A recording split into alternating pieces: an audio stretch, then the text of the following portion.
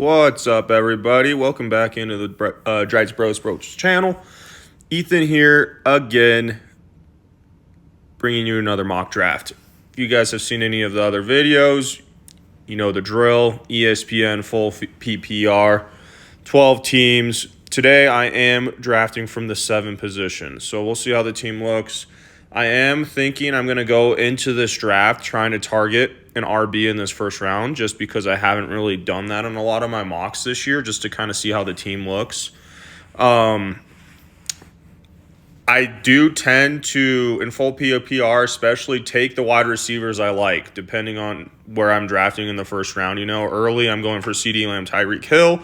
Middle of the drafts, I'm targeting Jamar Chase, St. Brown, Justin Jefferson. If I'm at the end, I'm targeting like a Garrett Wilson. So I'm kind of in the middle here today. We'll see if we can get a Breece Hall, or if not, we'll target Robinson. If they're both gone, then we'll just take a receiver. But we'll see how it goes.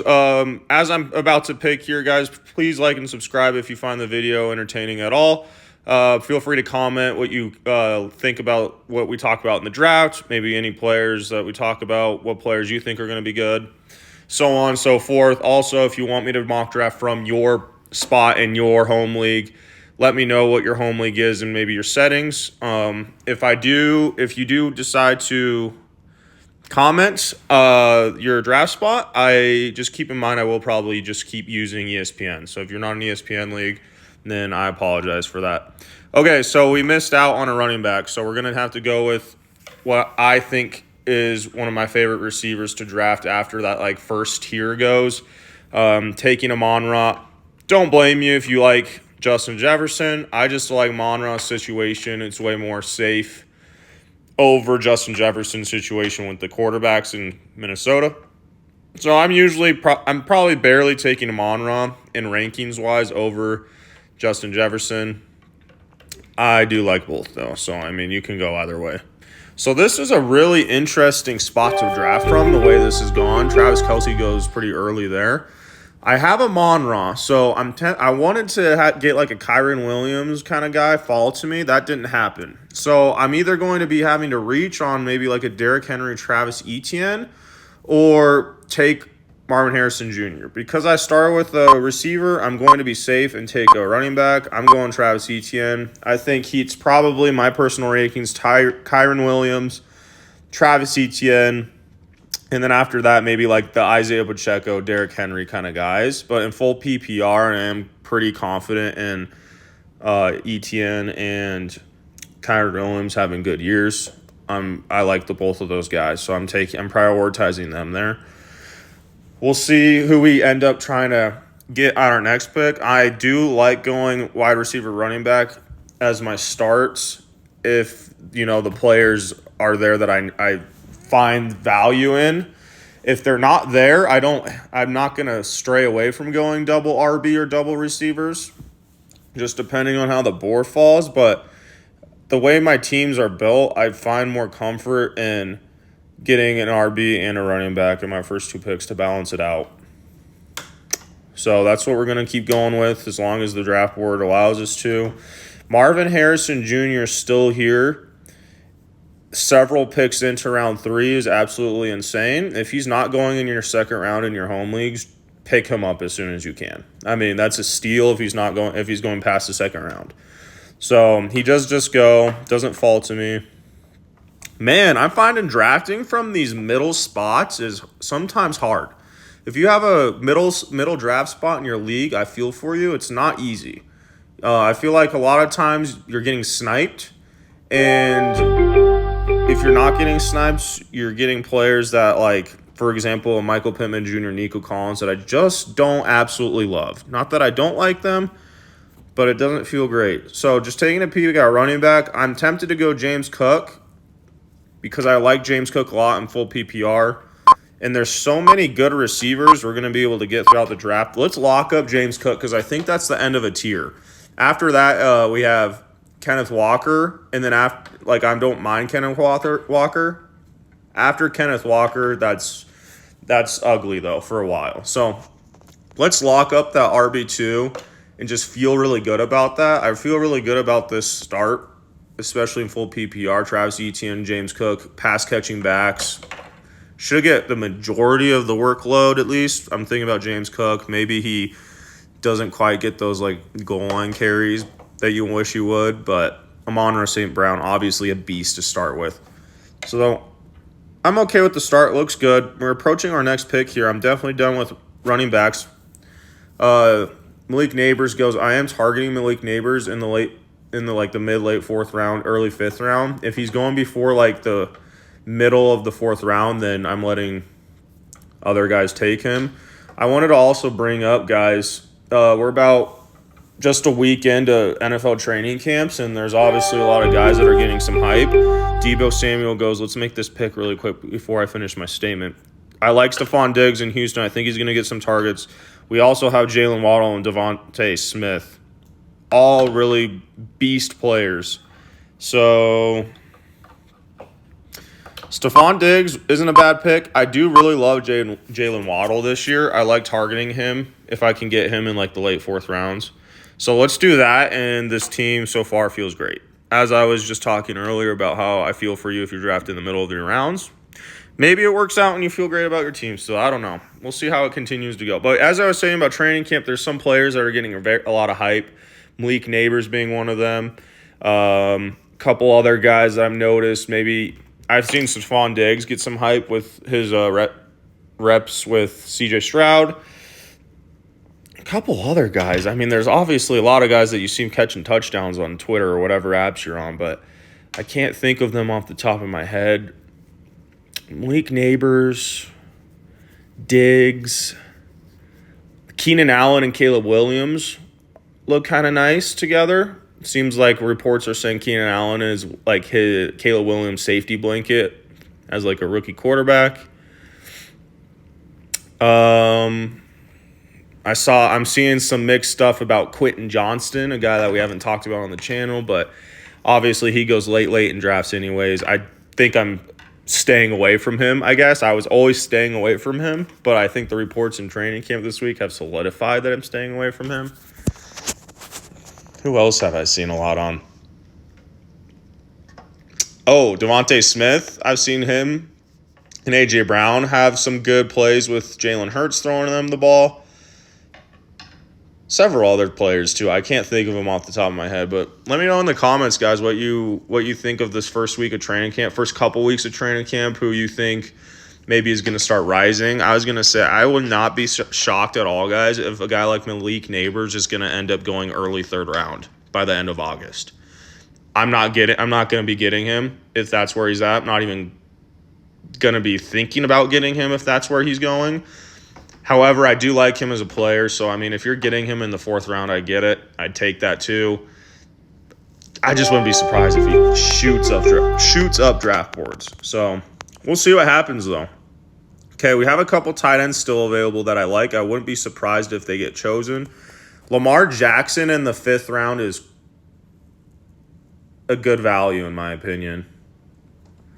I usually like to target my quarterbacks for stack purposes or to try to wait on them a little bit and fill out the rest of my team. However, I think Lamar still being there was such good value, I couldn't pass it up. I feel like he usually goes in the fourth round. So to be able to get him towards the end of the fifth round, I think that's just is really nice. I'm going to take him and just solidify that. And then we're probably going to pass. Yep, we're going to be... if George Kittle is here, I might take George Kittle. Which he looks like he may be there if we don't get sniped. The thing is if I target George Kittle here, there's a few receivers I really like to be my flex that I'd be passing up. For example, George Pickens, Godwin, Amari Cooper. We all know, if you've seen any of my other videos, pretty much, we love Amari Cooper. Calvin Ridley goes there. Man, I'm very tempted to take Amari Cooper. And I could possibly get lucky and get George Kittle in the seventh round in my next pick, but I think it's a stretch. I do like George Kittle at my tight end position as the last of a tier. I'm going to take George Kittle. I like the way the team looks with George Kittle right now. If you've seen my other videos, sometimes I get to the end of my draft and I'm like, man, I wish I would have just gone with my flex instead of George Kittle. But at the end of the day, I'm trying to be smart, and I'm trying to realize that there's just so many receivers this year that are on the board late that could go off and seem like they have good opportunities to be good this year in fantasy. If you're playing in a league with like one tight end, one quarterback, especially in your home leagues when like quarterbacks and tight ends tend to get picked higher, if a guy's there, don't be afraid to take him and just feel good about getting a different receiver later. For example, we're about 8 picks away from my next choice. I'm going to be trying to solidify my flex. George Pickens still on the board. Amari Cooper still on the board. Let's go over to receiver here.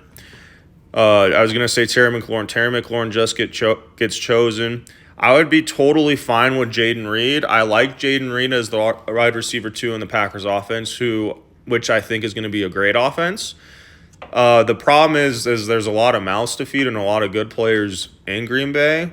So I'd rather get like a Christian Watson a little bit after, which he's also right here. It's kind of up to you. Like, do you prefer Jaden Reed or Christian Watson at the end of the day? They're kind of going in the same range. So it'd be tough. I feel like I don't have a lot of Christian Watson stocks, or a lot of Jaden Reed stocks. So if he falls here to me, I'd probably take Jaden Reed as my flex. And then obviously you can consider Christian Kirk. Since I already have Travis Etienne, I'm not going to probably pick him.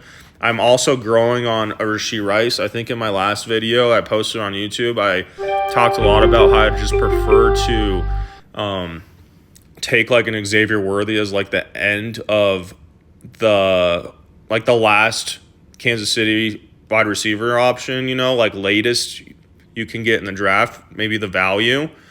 At the end of the day, though, I'm going to take Jaden Reed here. We already talked about him. I feel fine taking Jaden Reed. At the end of the day, when it comes to Rashee Rice, if he's not getting suspended, which it sounds like he's probably not going to get suspended this year. He might get suspended next year, like the Alvin Kamara situation. Like it waited a year and then he got his suspension. If Rashee Rice isn't going to get suspended, he's the number 1 receiver in that offense. Obviously, Travis Kelce being the tight end, he's probably the number 1 target.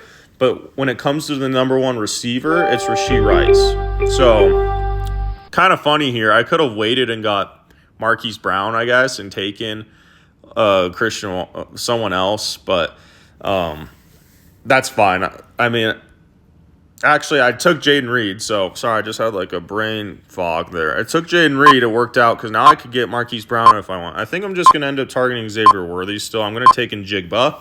I do like Jackson Smith and Jigba later. I could have also gone McConkey there. That's fine. I'm going to probably target Xavier Worthy maybe on my next pick. We also need to start looking at running back depth. So we'll take a peek at that as well. But yeah, Rashee Rice, I'm fine. He's the number 1 guy, and it seems like in training camp so far, he's been getting the majority of the targets from that wide receiver position from Patrick Mahomes. So maybe he is the guy to feel best about at the end of the day. It's kind of up to you. I mean, if you really like Rashee Rice, go for it. Get him as like your flex guy. If you just kind of want a piece of the Kansas City offense and you don't really necessarily care for Rashee Rice, wait and get Xavier Worthy. So that's how I'm looking at it. I guess I've just wanted to bring it up because I wouldn't blame someone for targeting Rashee Rice, even though after the last episode I talked a lot about I'd prefer to just wait. I am growing on Rashee Rice a little bit. Again, it's just training camp stuff. I mean, you can take away some quality good stuff from training camps, but at the end of the day, you don't want to like take too much and overthink it too much. So that's kind of my thoughts on that. Again, here's the deal.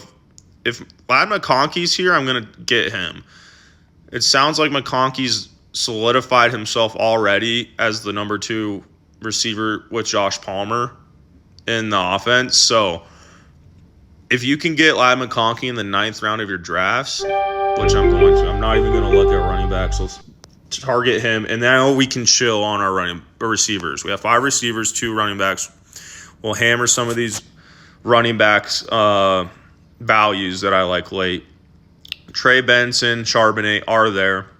I'm going to be taking Trey Benson here. I like getting Trey Benson late. I also like getting Charbonnet late, but Trey Benson's a guy I feel like I haven't gotten a ton of. Let's get him in this one. I feel good about him as one of those guys in Arizona, backing up James Conner, an older, aging James Conner. If James Conner has any injuries this year like he has in his past, Trey Benson's a great pick, great value as like a backup running back. Now, I definitely would not feel good if you had to start Trey Benson in a 2 running back league, but Trey Benson as a depth bench guy feels pretty good. Very weird kickers getting drafted in the 11th round. It's not ideal for mock drafts, but I guess at the end of the day, it kind of makes sense, doesn't it? Because I guarantee you guys have a lot of home leagues where you already know for a fact there's going to be some people in your league that are going to take Justin Tucker several rounds too early. So, fair enough. I always find it funny when I see it happening in these mock drafts, though. Tyler Algier goes. I do really like Tyler Algier as a bench running back option in fantasy. Now, this is very interesting. I'm glad this happened because let's talk about J.K. Dobbins, guys. I'm going to take him. And I want to take him quick so we can talk about him, even though all of these are auto picks, so I'm going to have to go quickly. I'm just going to tell you now I'm going to take J.K., and I'm going to continue to build my running back depth, and I'm going to take Rico Dowdle. You guys know I love Rico Dowdle. I know it's annoying. I just keep taking him every draft and talking about him every draft, but I'm going to take Rico Dowdle. Let's talk J.K. Dobbins, though. I think most people, including myself until like yesterday, was like, gosh, J.K. Dobbins' career is practically over. He's so injury prone. He gets hurt. He hasn't played in years. Red flag. Bad offense probably with the Chargers. Red flags everywhere. Here's the deal. When it comes to the 12th round of your draft, I am kind of growing on the thought that J.K. Dobbins has upside. He very well could be the starting running back in the Chargers offense who has Harbaugh as their coach, who wants to be running the ball a lot. Gus Edwards is definitely not like a workhorse kind of guy. He's going to be more of like the goal line guy. And he doesn't catch a lot of passes. For full PPR, if J.K. Dobbins has 60% of the snap share, even if he's not the goal line guy and not getting a ton of touchdowns, he's going to be getting checkdowns. He's going to be getting that Austin Eckler kind of role. And if he stays healthy, he could be a league-winning upside guy. Now, I almost like I'm cringing at myself saying it because it sounds so dumb, but here's the deal. 12th round, that's a guy I'm okay taking a flyer on. Now, if that was the 7th, 8th round, no, I'm not going to take J.K. Dobbins. But since you can get him currently on ESPN in like the 12th round range, I'm taking a flyer on him. I'm just going to start doing it. Training camp sounds very positive. J.K. Dobbins is saying he's feeling very good. Harbaugh seems to like him a lot. I think he's going to get used in like a good way in that offense. So as long as he stays healthy, there is a lot of upside, guys. So keep that in mind with J.K. Dobbins. I think we'll go probably one running back, one receiver here. I don't love any of the current running backs on the board. Like, I'd rather get Ray Davis later. Maybe I just go 2 receivers here. Yeah, we talked a lot about Adonai Mitchell. I'll go ahead and take him, and then I'm going to probably target I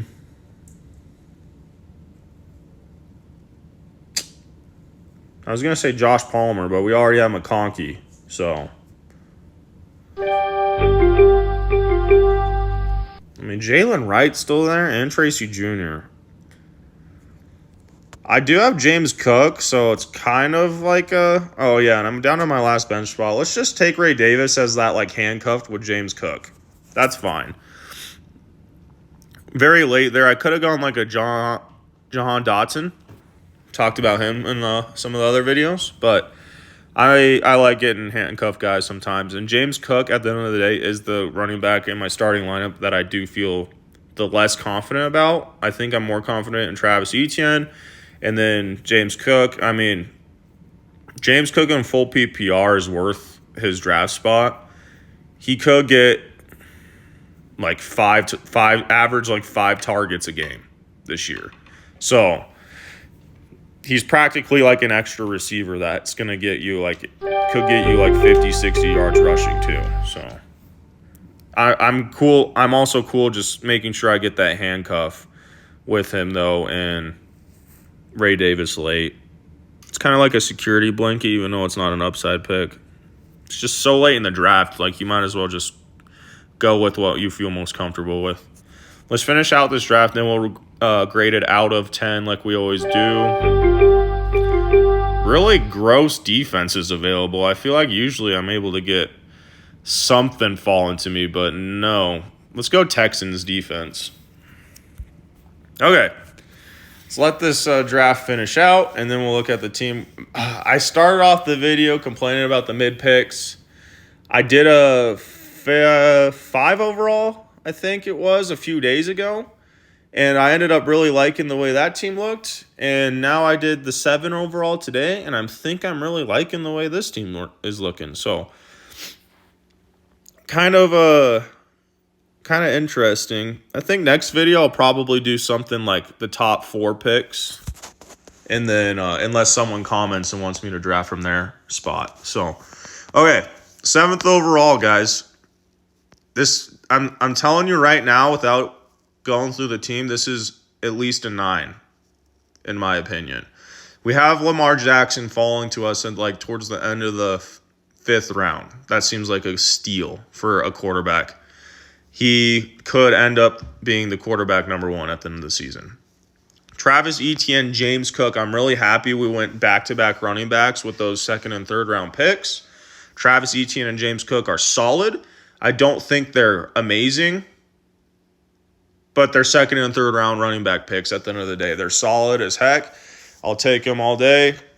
Good PPR running backs. Maybe in like a non-PPR league, I wouldn't feel as good about it at all. Probably would have targeted Derrick Henry instead of Travis Etienne. That's what I would have done in a non-PPR league. But full PPR, I like it. So like that's a B to B plus starting running back room right there. Wide receiver room. We have Amon-Ra, Jalen Waddle, huge upsides for both of those guys. Great receiving, like receptions per game kind of players, PPR players.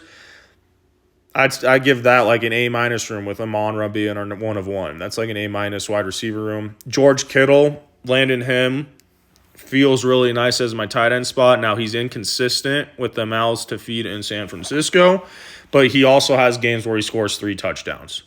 What more can you really ask for from your tight end position? His upside is 3 or 4 touchdowns. That's fine with me. He's going to have games where he scores 5 PPR points.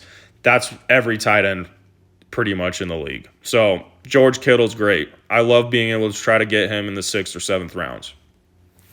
Jaden Reed as my flex, a guy we don't get a lot of. I like Christian Watson. However, it's Christian Watson, Jaden Reed at the end of the day. Jaden Reed's more of that slot guy. PPR maybe promotes more receptions from the offensive perspective. Being that slot guy, I'm fine with Jaden Reed. To be honest with you, I like Jaden Reed. I just feel like where I'm trying to draft like a Christian Watson, Jaden Reed's usually gone in the majority of the mock drafts that I've done this year. And I also like to target Christian Watson. Now, at the end of the day, Jaden Reed was there. I was looking for a flex. I feel fine picking him. It's like a coin flip at the end of the day. Who's going to have a better season, Christian Watson or Jaden Reed? It's whoever stays healthier and has more receptions is probably what it's going to be. So, Jaden Reed as my flex feels great. Even if I didn't feel amazing about Jaden Reed as my flex, maybe it's like a B- C+ kind of flex guy, in my personal opinion. We follow him up with Jackson Smith-Njigba and McConkey, who I think both have great upsides. Jackson Smith-Njigba in the Seattle offense, it sounds like they want to pass the ball more with their new coach or coordinator or whoever they have in there. If something happens to Tyler Lockett or DK, could be a league winner. Already with them in the offense, I kind of think Njigba is close to overtaking Tyler Lockett, in production. I think he's, with Tyler Lockett being kind of older and like the later half of his career, I think Njigba is almost just a better player at this point. the younger guy. Maybe towards the end of the season, they just see that Njigba needs more targets, And so I like targeting Njigba as like a bench receiver. It just feels like there's some upside there. McConkey, obvious upside. He's already the number 2 essentially in the Chargers offense with Justin Herbert throwing them the ball. McConkey could easily be like their slot guy. Slot guys get receptions. Maybe like the next Julian Edelman kind of thing, I don't think the Chargers offense is going to be good, so maybe Julian Edelman isn't a good example, but McConkey has absolute upside because of his role, his potential role. So after that, we locked down a lot of receivers, so we had to go running backs on the bench. Trey Benson, I really like. Not going to talk a ton about Trey Benson. J.K. Dobbins, we talked a bunch about in this video. I'd like being able to try to take J.K. Dobbins, and then we got our guy Rico Dowdle and Donnie Mitchell. By the way, guys, I don't know if it's pronounced Donnie or Donai. I've heard a Donai lately, so if I'm pronouncing something cringingly wrong and you're like, I got to correct him, feel free to correct me in the comments, but I think I got Mitchell. Moving on, Ray Davis as that handcuff we talked about. So I really like the bench. I like the starters. The only thing I think in this draft that I don't love would be Jaden Reed as the flex. Like I said, maybe like a B- C+ kind of pick, like flex player. But we kind of help him out with those bench receivers. This is a 9 out of 10 for me. I'm tempted to go like a 9.2 out of 10 or 9.5 out of 10 if we want to get like super into the grade, like a 9.2 out of 10. I think I like this draft more than my last video's draft where I had the 9.5, or not the 9.5. What am I saying? The 5th overall pick. Yeah, I think this feels like a great team. I'd be confident if I had this team in my redraft league. Once again, guys, I want to bring up again because there's going to be a time here within the next few weeks that I'm going to be continuing to draft from the 2 overall position and 12-team PPR just because that's the pick I have in my main home league. So I'm going to need you guys to give me your opinions on that as we do those videos. But, yeah, I like this team. I don't think this is a team I'm going to be able to be getting at all in my main redraft league. But if you have the 7 overall pick and this is your team in a 12-league team, pretty good. I would like it a lot. We'll give this one a 9 as well, even though I'd like it more than the last video where I had the 5th overall. So that's going to be it for this video, guys. Once again, like and subscribe if you want to keep seeing fantasy content throughout this mock draft season. As the season starts, we'll continue to get into more like fantasy stuff weekly, and hopefully we'll bring you some more content as far as like our personal. I think the plan is to get my brothers on here eventually, and then we'll talk more about maybe the teams in general, not just fantasy. I know these mock drafts can get a little repetitive, but stay tuned if you find them enjoyable at all. We'll keep an eye on training camp and rankings and news and stuff, so obviously things will be changing. But, yeah, that's going to be it. Feel free to like, subscribe, comment. Appreciate you guys watching. See you in the next one. Peace out.